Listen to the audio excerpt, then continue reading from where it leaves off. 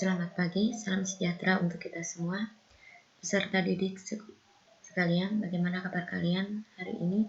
Semoga selalu sehat dan semangat belajar. Hari ini, Ibu akan membahas masalah kebutuhan dan alat pemuas kebutuhan. Materi yang kita bahas hari ini itu masalah kebutuhan. Jadi di sini kita bedakan antara kebutuhan dan keinginan. Kebutuhan itu adalah segala sesuatu yang timbul dalam diri manusia yang jika tidak terpenuhi akan mempengaruhi kelangsungan hidupnya. Sedangkan keinginan itu adalah segala sesuatu yang timbul dalam diri manusia jika tidak terpenuhi tidak akan mempengaruhi kelangsungan hidupnya. Baik, jadi di sini nanti kita akan setelah mempelajari masalah kebutuhan ini, kalian akan tahu apa itu kebutuhan, kemudian jenisnya, alat pemuas, dan macam-macam alat pemuas kebutuhan. Nah, berarti di sini kita lihat masalah kebutuhan. Kebutuhan itu terdiri dari bermacam-macam. Yang pertama kita lihat dari intensitas. Intensitas itu adalah penting tidaknya kebutuhan itu. Terdiri dari yang pertama kebutuhan primer. Itu kebutuhan yang harus dipenuhi, jika tidak terpenuhi dapat mengganggu kelangsungan hidupnya. Contohnya sandang, pangan, papan, itu adalah kebutuhan primer. Yang kedua kebutuhan sekunder. Itu adalah segala sesuatu yang timbul setelah kebutuhan primer. Yang ketiga, kebutuhan tersier, kebutuhan akan barang mewah. Yang kedua, berdasarkan waktunya. Itu ada kebutuhan sekarang, kebutuhan yang harus dipenuhi pada saat ini. Artinya pada saat orang membutuhkan misalnya obat bagi orang sakit. Kebutuhannya yang kedua, kebutuhan yang akan datang. Itu kebutuhan yang dipenuhi untuk masa yang akan datang. Contohnya tabungan. Yang ketiga, berdasarkan sifatnya. Itu ada kebutuhan jasmani, itu berhubungan dengan fisik manusia, contohnya makanan, olahraga, dan istirahat. Kemudian yang kedua, kebutuhan rohani, itu berhubungan dengan jiwa manusia, contohnya beribadah, bersosialisasi, rekreasi, dan hiburan. Kemudian yang ketiga, yang selanjutnya berdasarkan subjeknya, itu ada kebutuhan individu, itu kebutuhan perorangan, berbeda dengan kebutuhan antara satu orang dengan orang lain. Contohnya alat bantu dengar bagi mereka yang kekurangan pendengaran. Kemudian kacamata, kursi roda, itu adalah kebutuhan individu. Kemudian kebutuhan kolektif, itu kebutuhan bersama untuk masyarakat dan dimanfaatkan bersama. Contohnya jalan raya, rumah sakit, sekolah. Kemudian ini alat pemuas kebutuhan. Alat pemuas kebutuhan itu adalah segala sesuatu yang dapat memuaskan kebutuhan manusia, baik berupa barang maupun jasa. Alat pemuas kebutuhan itu sendiri kita kelompokkan menjadi, yang pertama kita lihat dari cara mendapatkannya, yang kedua menurut kegunaannya, yang ketiga menurut proses produksi, dan yang keempat menurut hubungan dengan benda lain. Kemudian yang kelima berdasarkan kualitasnya. Kita lihat berdasarkan cara mendapatkannya.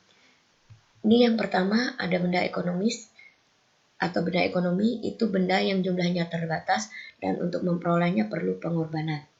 Contohnya, ini adalah buku yang kalian pegang, itu benda ekonomis karena diperlukan pengorbanan, yaitu membeli.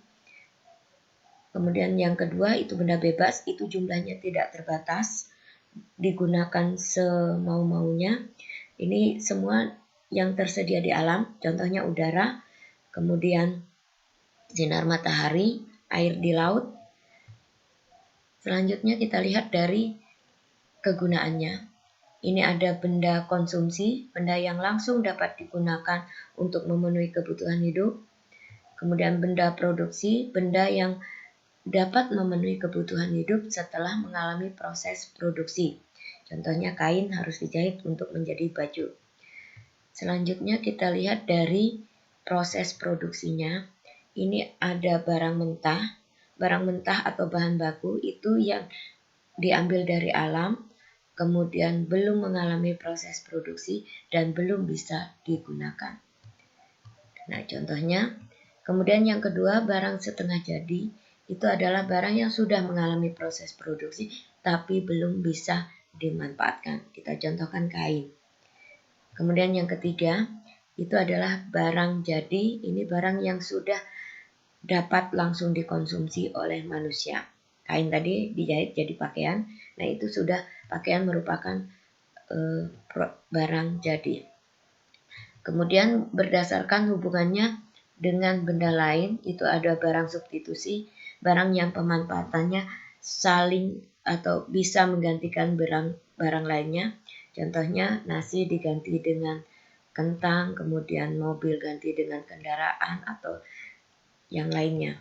Kemudian barang komplementer itu barang yang digunakan saling bukan saling menggantikan, tapi saling dipakai bersama-sama dan nilainya akan menjadi lebih tinggi apabila digunakan secara bersama.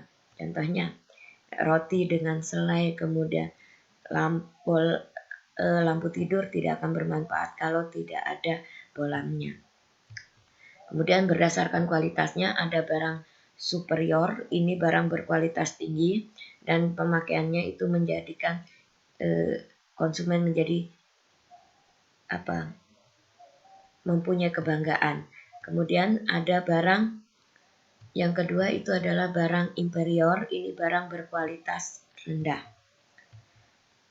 Nah, kegunaan benda sebagai alat pemuas kebutuhan, ini tentu benda itu diciptakan manusia atau diproduksi oleh manusia untuk tujuan tertentu. Jadi kalau kita lihat benda pemuas kebutuhan itu dapat digolongkan menjadi 4. Ada kegunaan bentuk, artinya kegunaan bentuk itu adalah benda itu akan bermanfaat kalau berubah dari bentuk asalnya. Contohnya kayu dirubah menjadi mebel itu nilainya akan menjadi lebih tinggi.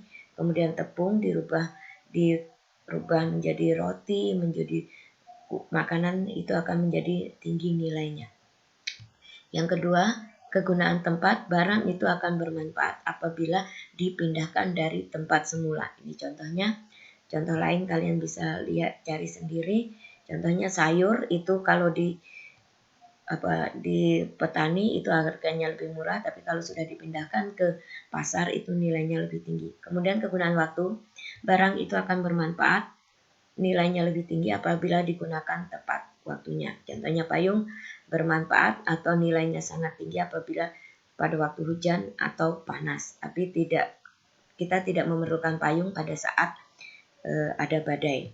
Kemudian ada kepemilikan, benda itu bernilai tinggi apabila dimiliki oleh orang yang tepat. Contohnya alat suntik nilai bermanfaat kalau dimiliki oleh tenaga medis. Nah, apa saja digunakan oleh orang yang tepat. Nah, untuk pembahasan hari ini kita cukupkan sekian.